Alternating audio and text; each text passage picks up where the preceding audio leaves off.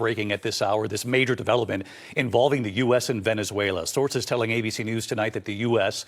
has now given Venezuela's interim leader a list of demands that must be met before Venezuela can sell its oil again, demanding Venezuela kick out Russia, Iran, Cuba, and sever economic ties with them. Rachel Scott at the White House with late reporting tonight. Tonight, sources telling ABC News that the U.S. conveyed a list of demands to the interim leader of Venezuela that the regime must meet before the U.S. will allow Venezuela to sell more oil. They include Venezuela must kick out China, Russia, Iran, and Cuba and sever economic ties. And Venezuela must agree to partner exclusively with the U.S. on oil production and favor the U.S. when selling heavy crude oil. The U.S. threatening the lifeline of the Venezuelan economy, imposing a military blockade. It sits on the largest oil reserves in the world. The chairman of the Senate Armed Services Committee, Roger Wicker, saying the U.S. plan in Venezuela hinges on controlling the oil and that he did not believe the deployment of U.S. troops will be required. With President Trump hailing the daring raid that led to the capture of Nicolas Maduro. It was an amazing military feat. We sort of got him a little by surprise, but it was brilliant tactically. It was an incredible thing. 3 days later, still no clarity from the administration on how the U.S. plans to, quote, run Venezuela.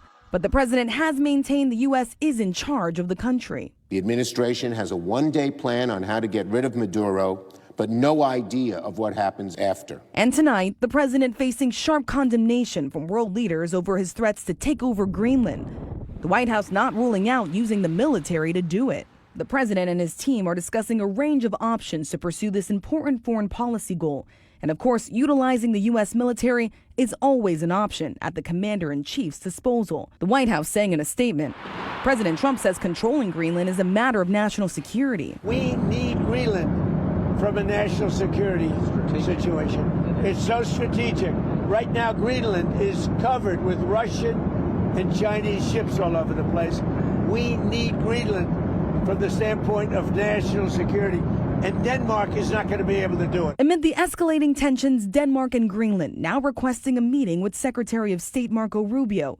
And with the stability of the NATO alliance on the line, the UK, France, and Germany signing on to a statement defending Greenland's sovereignty, saying Greenland belongs to its people. It is for Denmark and Greenland, and them only, to decide on matters concerning Denmark and Greenland. Also tonight, Colombia's President Gustavo Petro responding to President Trump's threat to go after him next. Petro writing on X, Trump's label of me as a drug trafficking outlaw is a reflection of his senile brain.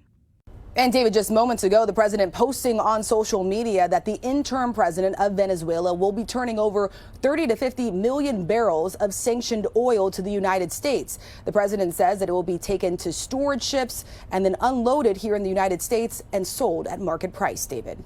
All right, Rachel Scott with the breaking news. Rachel, thanks.